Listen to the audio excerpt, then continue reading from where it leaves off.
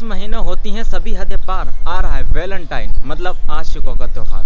भाई साहब, इनके जो त्यौहार होते हैं ना, वो एक दो नहीं, पूरे 8 होते हैं। और इस दिन ये आशिक इतना खुश होते हैं जैसे एक क्लास का टॉपर अपने एग्जाम के दिनों में होता है। मतलब फटी सबकी होती सिवाय इनके, क्योंकि इनकी सबसे ज़्यादा फटी होती है। और इन दिनों में सबसे ज़्यादा तकलीफ ना हम सिंगल लोंडो को होती है, क्योंकि हमें एक एक कदम गली में जाने से पहले फूक फूक कर रखना पड़ता है। पता नहीं कौन सा सरफिर आशिक अपनी महबूबा के साथ किस गली में मदहोश हो रहा हो, है ना।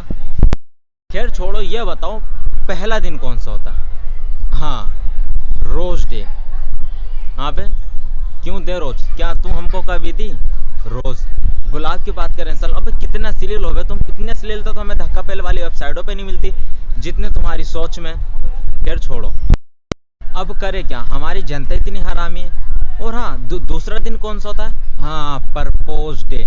साले इस डे को तो इतने हर्ष उल्लास से मनाया जाता है ना, पता नहीं उन आशिकों को कौन सी मनोकामना संपूर्ण होने वाली है। क्योंकि उन आशिकों को ये नहीं पता ना उनका कटने वाला है, क्योंकि कटता सबका है और इनका भी कटेगा।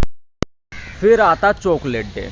अब क्या है बताऊं तुम्हें, 2 साल पहले की बात बताता हूँ। 2 साल पहले तुम्हारे भाई ने देखो 5 वाली चॉकलेट ली थी, भोसड़ी का स्नैकर, और इसको भी ना सूंघ के वापसी रख देता हूँ।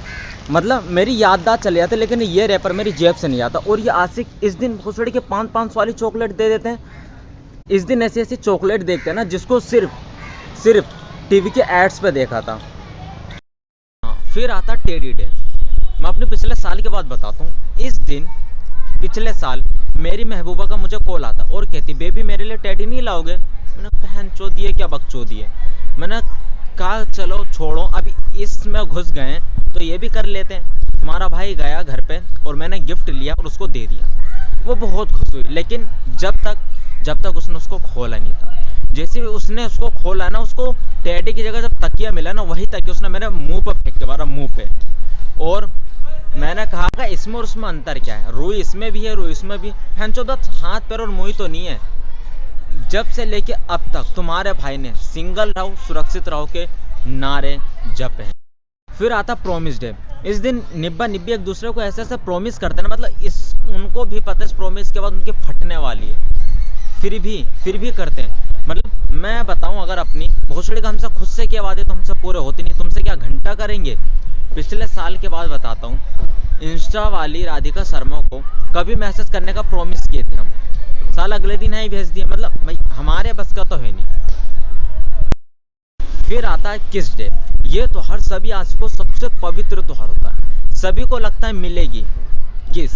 तुम्हारे भाई को भी यही लगा, तो तुम्हारे भाई ने करा कॉल, और पता उसने क्या कहा, बेबी घर वाले बाहर जाने नहीं दे रहे, आप गली में ही आ जाओ। तो तुम्हारा भाई गया गली में, वही बालकनी में आई, और उस दिन तुम्हारे भाई की जो खुशी थी ना, बिल्कुल चरम बिंदु पे थी। मैंने कहा बेबी किस दे दो। किस मिली तो, लेकिन उसके गली के कुत्तों से जो किस मिली है ना, भाई साहब भोसड़ी के उस दिन 1400 इंजेक्शन लगवाने पड़े, और ऐसी जगह काटा है ना, मैं तुम्हें बता नहीं सकता। फिर आता है इन आशिकों के नवरात्रों का सबसे लास्ट दिन, जिस दिन इन सभी का उपवास टूटता है और इनको ये पता चलता है कि इनका कट चुका है, मतलब वैलेंटाइन डे।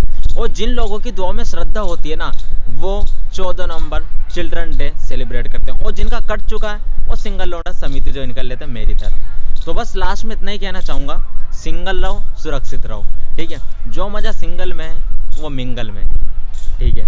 तो जाओ।